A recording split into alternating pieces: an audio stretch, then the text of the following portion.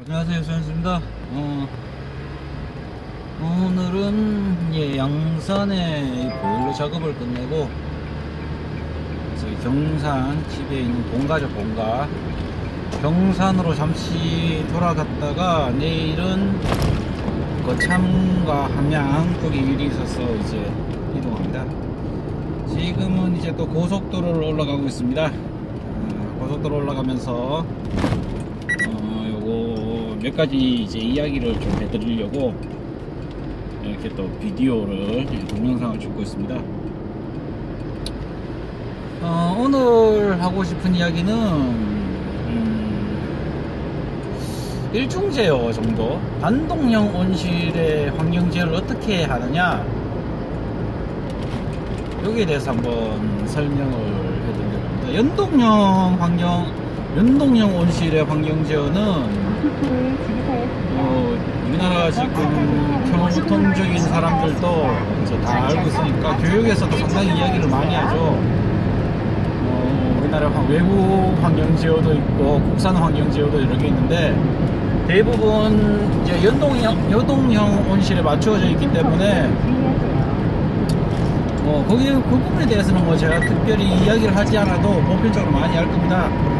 근데 제가 개인적으로 추구하는 환경 제어는 연동형도 좀 다릅니다. 연동형 온실도 렉기어 타입 또는 몽골 형식, 아니면 롤업, 기폐기가 이제 말리는 형식, 롤업 형식에 따라서 이제 환경 제어를 좀 다르게 적용을 하는데, 그 부분은 이제 시간이 되면 이야기할 거고, 오늘은 사람들이 제일 궁금해하는 단독형 온실의 환경 제어를 어떻게 하느냐. 실질적으로 지금 단독형 온실의 환경 제어 컨트롤 박스가 전국에 한 몇십 대 됩니다. 이제 3세대부터 지금 최신 4세대까지 이제 나간 버전이 꽤 되긴 되는데, 만족도는 그럭저럭에 크게 문제 없는 걸로, 풀오토죠, 풀오토. 365일 계속 놔둬도 그 수치 세팅에 의해서 작물에 큰 데미지가 없이 이제 운영이 되고 있는 그런 상황입니다.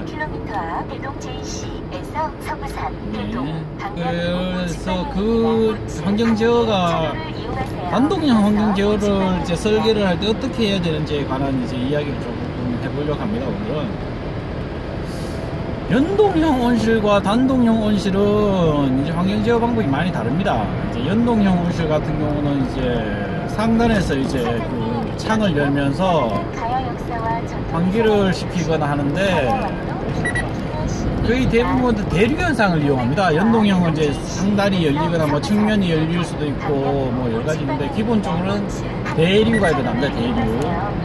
대부분 상단이 열리기 때문에 뜨거운 공기가 위로 뜨고, 상단 또는 하단 부분에서 공기가 이제 들어오고 상단으로 나가는 대류 현상으로 이제 대부분 이제 환기를 시키기 때문에 여름에나 이럴 때 시원하게 유지를 할 수 있다라고 이야기합니다. 근데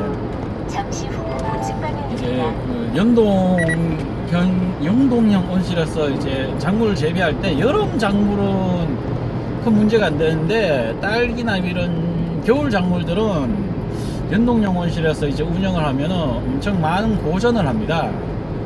이 고전을 하는 거에 대해서 이제 여러 가지 이제 이야기를 할 게 많은데, 왜 그러냐 하면은 일단 대류 현상이 일어나는 거는 제가 저번에도 이야기했지만, 온실을 이해하기 위해서는 이제 세 가지를 기본적으로 알아야 됩니다. 전번에 이야기했던 대류 현상, 그리고 전도 현상, 그리고 복사열 현상. 이 세 가지 온도 전환에 의해서 온실이 운영이 되는데, 연동형 같은 경우는 아까 했지만 대류가 아주 잘 일어납니다. 상단으로 빠지고 측면으로 들어오고, 또는 상단으로 빠지고 상단으로 들어오고.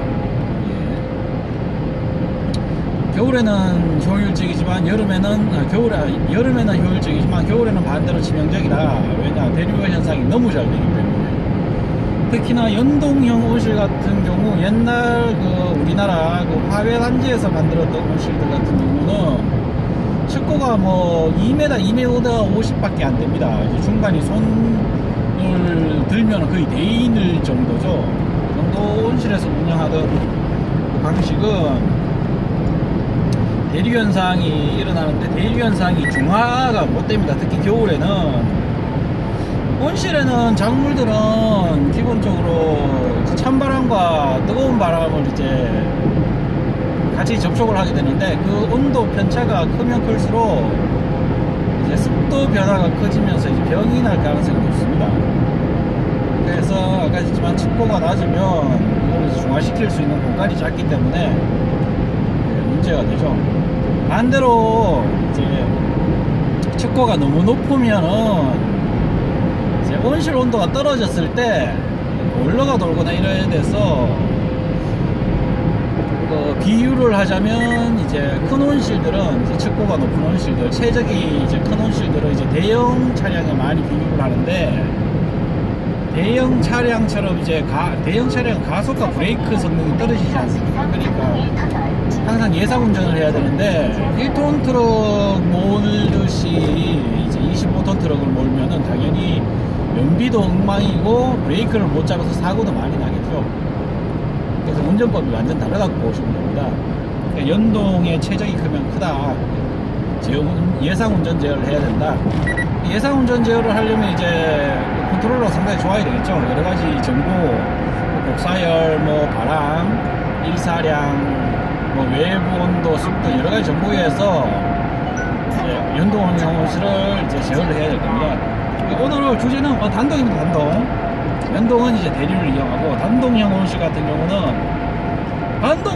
같은 경우는 실제적으로 대류가 일어나지 않습니다. 안에서 대류가 뭐 100% 일어나지 않는다라고 이야기도 힘들고, 대류가 연동형 온실처럼 그렇게 일어나지 않습니다. 그래서 단동형 온실은 여름에는 상당히 이제 덥죠. 이제 대류 현상이 일어나기가 좀 어려운 그 방식이니까. 그러니까 참외 같은 작물, 여름 작물이죠. 여름 작물을 이제 키우는 온실에서는 상단에 이제 창을 따로 빼기도 합니다. 근데 기본적으로 단동형 온실은 상단에 창이 없는 구조가 일반적입니다. 특히 딸기 온실 같은 경우는 거의 없죠. 그런데 이게 여름에는 이제 보면은 상당히 불리한 그 대류 현상이 일어날 수 없는 상당히 불리한 경우인데, 딸기는 딸기처럼 겨울 온실, 겨울 작물이지. 겨울 완전 겨울에 이제 해야 되는 작물들은 의외로 또 장점을 가집니다. 겨울에 이제 환기를 시키는, 단동형 온실을 환기를 시키는 방법은 대류 현상이 아니고 압력차를 이용합니다. 압력. 아까도 이야기했지만 그 온실 구조를 이야기할 때 대류, 전도, 복사열이 있는데, 여기에 압력에 대한 부분은 없죠. 이제 압력에 대한 부분이 없는데, 그 압력에 대한 거를 단동형 온실에서는 상당히 잘 이해를 해야 됩니다. 우리가 대기에 이제 일기예보를 보면 고기압, 저기압이 있지 않습니까? 그러니까 고기압으로 이제 바람이 가느냐, 저기압으로 바람이 가느냐, 이건 뭐 위치에 따라 다릅니다. 예를 들면은 땅에서 본다면 당연히 저기압에서 고기압으로 갑니다. 저기압이라는 거는, 죄송합니다. 반대로 제가 생각해서 고기압에서 저기압으로 움직이죠. 고기압이라는 거는 이제 공기가 위에서 상단에 있는 공기가 하강하는 곳이 고기압입니다. 그래서 압력이 높은 곳, 고기압이라고 부르고, 저기압은 왜 저기압이냐면 땅의 공기가 상승하기 때문에 저기압이라고 합니다. 말 그대로 압력이 낮다. 그래서 바람은 기본적으로 고기압에서 저기압으로 돈다. 이거는 지상에 있을 때 기준이고,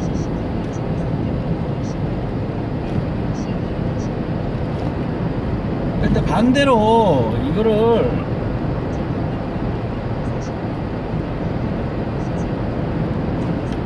문자가 자꾸 와가지고 문자를 읽고 있어가지고, 자, 아까 이야기했지만 이 지상을 기준으로 보면은 공기의 이동은 분명히 고기압에서 저기압으로 봅니다. 근데 이 하늘로 가면 또 반대죠. 하늘로 가면 저기압에서 고기압으로 온다고 이제 봐야 되겠죠. 공기는 항상 고기압에서 저기압으로 온다. 그러니까 고기압이 따뜻하냐 저기압이 따뜻하냐, 이거는 뭐 생각을 해봐야 될 문제인데, 사람들이 생각하기에 이제 뭐 고기압이 나타나다라고 생각할 수 있는데, 뭐 겨울을 기준으로 이야기한다면 사실은 고기압이 춥습니다. 왜냐하면은 이 지구의 이 대기상에 보면은 대기라는 거는 위로 가면 춥습니다. 위로 가면 위로 갈수록 춥고, 아래로 가면 갈수록, 그러니까 땅에 가까워지면 가까워질수록 온도가 높습니다, 기본적으로. 그런데 고기압이라는 거는 상단의 공기, 그리고 하늘의 상승의 위에 있는 공기가 땅으로 내려오는 현상입니다. 고기압. 하늘에 있는 공기가 땅으로 내려오면서 생기는 게 고기압이니까, 땅에 있는 차가운 공기가 땅으로 내려오는 거죠. 그렇게 되면은 당연히 고기압일 때는 춥습니다. 하늘은 맑아서 태양광은 강하지만 반대로 대기 온도는 상당히 작다. 근데 반대로 저기압은 이제 땅에 있는 공기가 위로 하강을 하는 역할을 합니다. 땅에 있는 공기가 하늘로 이제 상승을 할 때 이제 저기압이라고 표현을 하는데, 그럴 때는 이제 공기가 따뜻합니다. 왜냐면은 땅에 있는 이 공기가 하늘로 올라가면은 온도 변화가 이제 따뜻하다가 추워집니다. 차워지면서 이제 공기라는 그 물질이 이제 따뜻하다가 차가워지면은 이제 자체 에너지죠. 에너지가 이제 내려가는데, 그때 에너지가 내려가면은 자기가 보유할 수 있는 에너지가 줄어들기 때문에 에너지를 버려야 됩니다. 그 버리는 게 뭐로 나타나냐면 물방울로 나타나죠. 수증기. 그렇기 때문에 저기압 지역에는 땅에 있는 공기가 상승하면서 구름이 많이 생기죠. 그래서 저기압 때에는 구름이 많은 겁니다. 반대로 고기압은 그 차가운 공기가 하강을 하는데, 차가운 공기가 땅으로 하강을 하면 온도가 올라가지 않습니까? 온도가 올라간다는 거는 이제 에너지 비율이 높아지는 건데, 에너지가 높아진다는 거는 이제 물질을 흡수한다. 그래서 수증기를 흡수합니다. 공기가 따뜻해지면서 따뜻한 공기를, 수증기를 더 많이 흡수할 수가 있죠. 그래서 하늘이 청명합니다. 구름이 없는. 그래서 구름이 없을 때 고기압, 구름이 많은 지역이 저기압으로 분류가 되는 이유도 그렇습니다. 이 이야기를 왜 하냐면은, 이거 대기 현상인데, 이것이 그 단독용 온실에서도 상당히 심오하게 적용이 됩니다. 왜냐하면 단독용 온실은 기본적으로 대류가 일어나지 않기 때문에 공기가 고여 있습니다. 측창을 이제 방풍벽, 이중이나 교차 제어를 하거나 3중 방풍벽을 만들면은 공기가 다이렉트로 일어나서 대류 현상이 일어나는데, 기본적으로 겨울에는 대류 현상이 일어나면은 조금 이제 건조해지고 이제 작물에 문제가 생기기 때문에 최대한 대류 현상이 일어나지 않고 전도를 통해서 이제 하우스 온도를 낮추려고 합니다. 대류는 막고 전도로. 그 전도가 아까 얘기했지만 공기의 이동에 온도의 이동이 가장 빠른 것이 대류, 다음 전도, 복사열은 아까 저번에도 잠깐 첨특이합니다.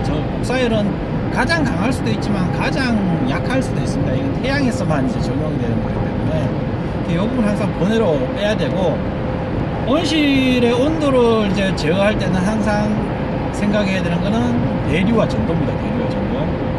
단독용 온실은 대류를 최대한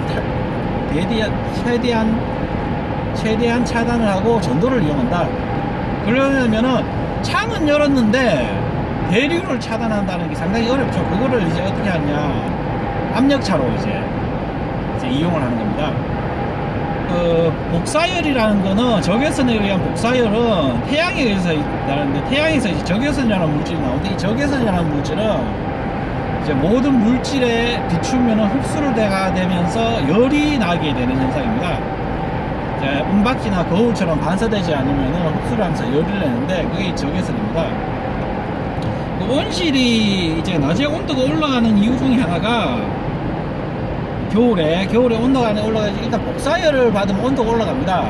그리고 환기를 안 시키면 대류 현상이 떨어지죠.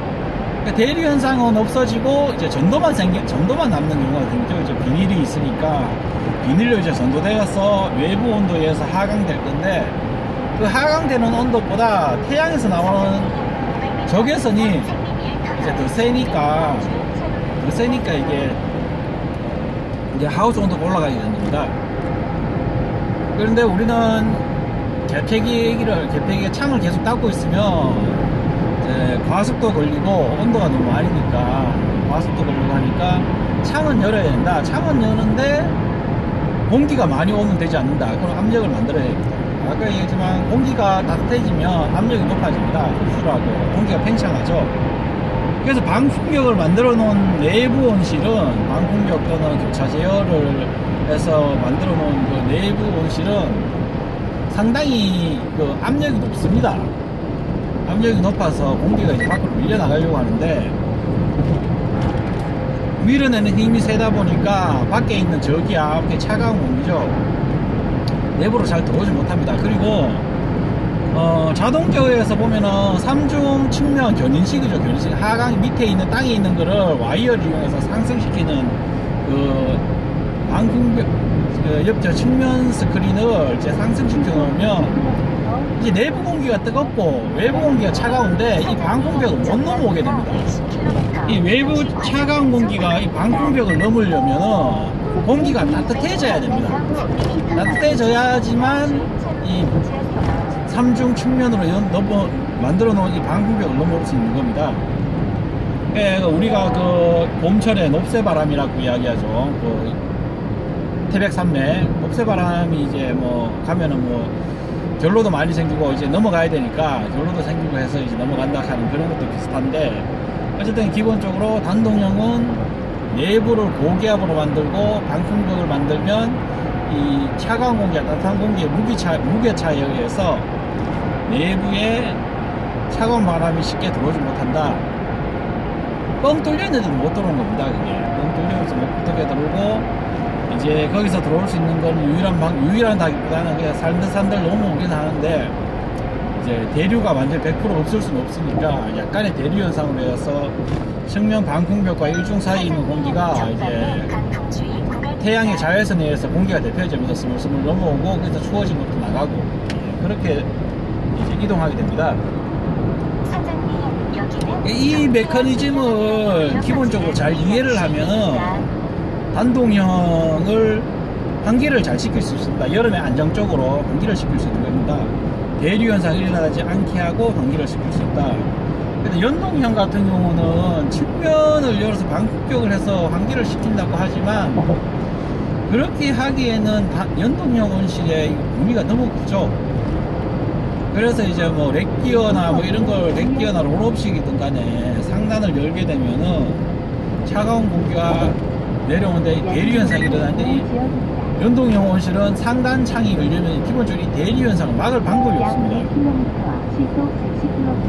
겨울철에 이제 온실에서 제어를 할 때 가장 좋은 거는, 가장 좋다기보다는 이제 최대로 이제 뭐 유도를 하든지 이제 해야 되는 거는, 전도는 상관없는데 대류 현상을 최대한 자제를 시키고 전도를 통해서 온실의 온도를 제어해야 된다.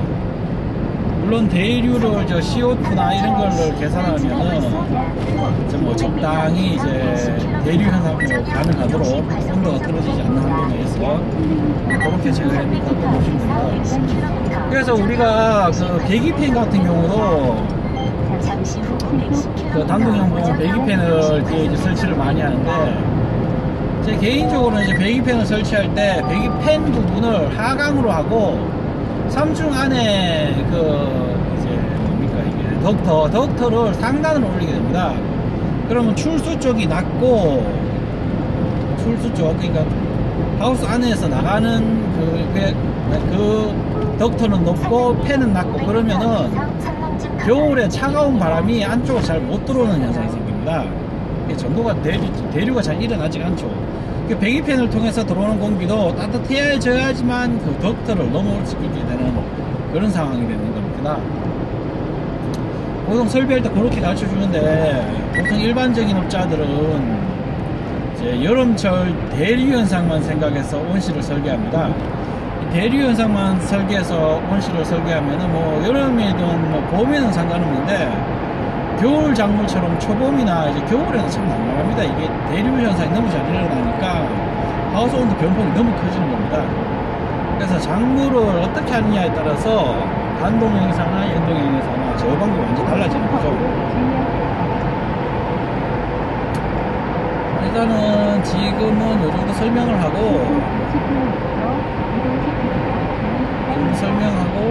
이제 뭐 조금 이따가 또 다른 설명을 조금 더 드릴 수 있도록 하겠습니다.